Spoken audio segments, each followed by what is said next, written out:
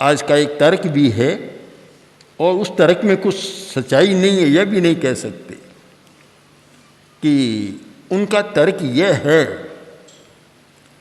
कि शस्त्र एक शक्ति संतुलन का साधन है, शांति का साधन है। पहले बात बात में लड़ पड़ते थे, थोड़ी सी समस्या होती और तलवारें निकल जाती। आज ऐसा नहीं होता। क्यों नहीं होता? एक राष्ट्र के पास अणुअस्त्र है और सामने वाले राष्ट्र के पास भी अणुअस्त्र है, तो सहसा युद्ध करने का साहस नहीं करता, डरता है कि मैंने कर दिया तो सामने वाला प्रयोग करेगा, तो एक जन संहार हो सकता है। अगर एक देश में लाखों आदमी मर सकते हैं तो दूसरा भी बच नहीं सकता। बहुत सारे जो उग्र लोग होते हैं, उग्र विचार वाले, और कहते हैं कि आक्रमण कर देना चाहिए, कभी कभी आता है हिंदुस्तान को भी आक्रमण कर देना चाहिए, पर इस बात पर ध्यान नहीं देते कि आक्रमण का परिणाम क्या होगा। तुम करोगे तो सामने वाले राष्ट्र के पास भी अणुअस्त्र हैं, और उसने फिर किया तो कितना संहार होगा। तो एक प्रकार से तो ये शक्ति संतुलन बना हुआ है, शक्ति संतुलन शांति का साधन भी बना हुआ है, किंतु अंततः खतरनाक है। आखिर शस्त्र खतरनाक है।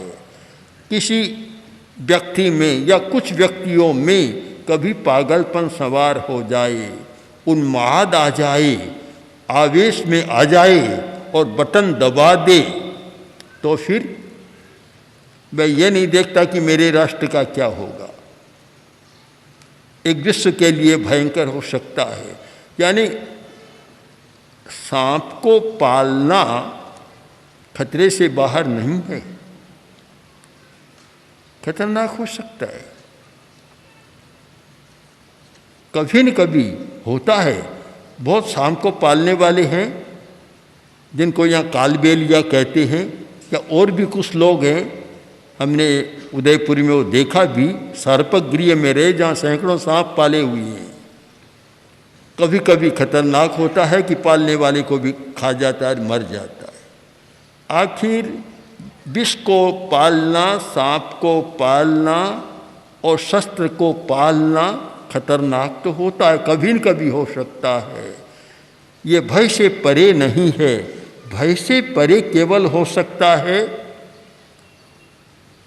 शास्त्र। शास्त्र, हम शास्त्र भी किसको माने? शास्त्र भी तो लड़ाई के कारण बहुत बने हुए हैं।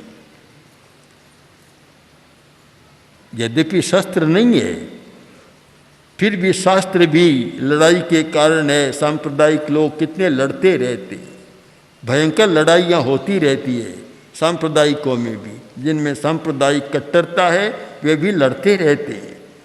तो वहाँ तो शास्त्र फिर शस्त्र बन जाते हैं। और लड़ते किस आधार पर? शास्त्रों को लेकर। एक ही शास्त्र का एक वचन है, एक संप्रदाय उसकी व्याख्या इस प्रकार करता है, दूसरा उस प्रकार करता है, लड़ाई शुरू हो जाती है।